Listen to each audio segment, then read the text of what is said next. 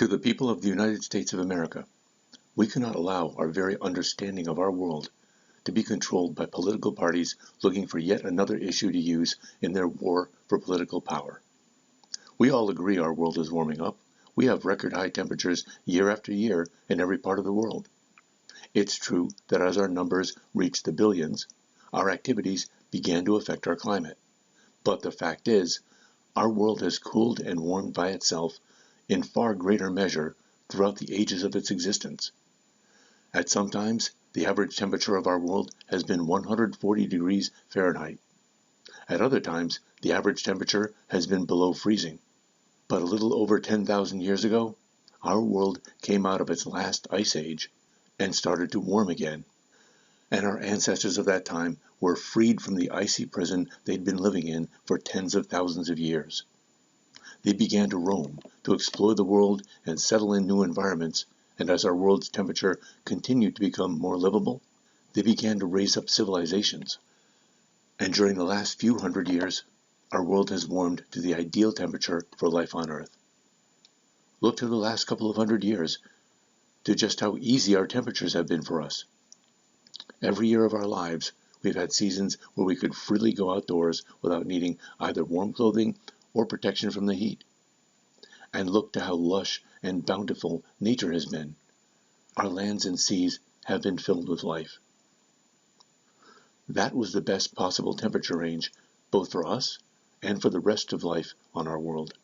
That's how we want our world to be, perfect for us and for the life around us. But our world is still in its warming cycle, and it will not stop this cycle unless we, the first species on this world to develop true intelligence, muster the resolve, the will, and the ability to do what has never been done before. To take control of the temperature of our world and keep it in the best range for our kind of life. That's right. The USA is going to lead the way to controlling the temperature of our planet. We need to actually cool our world by at least a couple of degrees average to return our climate to the ideal range for us and the rest of life that we grew up with. But we can actually do that. Look to the hottest places on Earth. We have one in our own country. And our country alone has over 1 million square miles of lands browned or made barren of life by the heat of the sun. Browned or barren land takes up the heat of the sun and radiates it back into the air, raising the temperatures of those lands.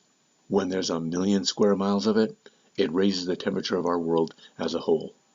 Now look to where our country's lands are green with vegetation, absorbing both the light of the sun and carbon dioxide for their nourishment, and keeping both the air and the ground underneath cool.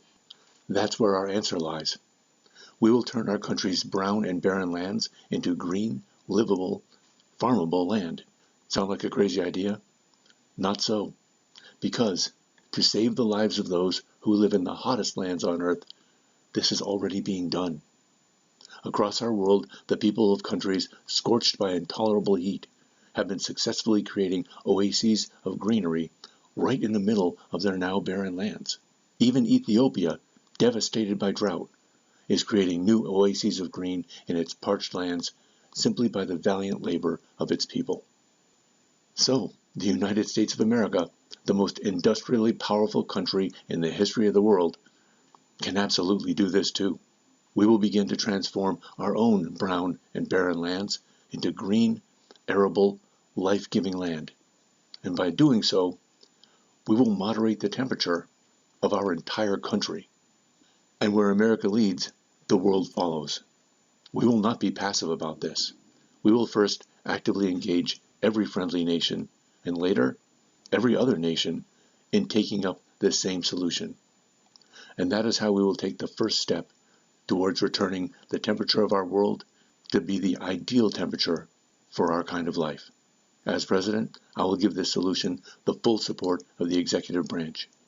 But, as always, we do not need to wait for the next election to start fixing our problems of today.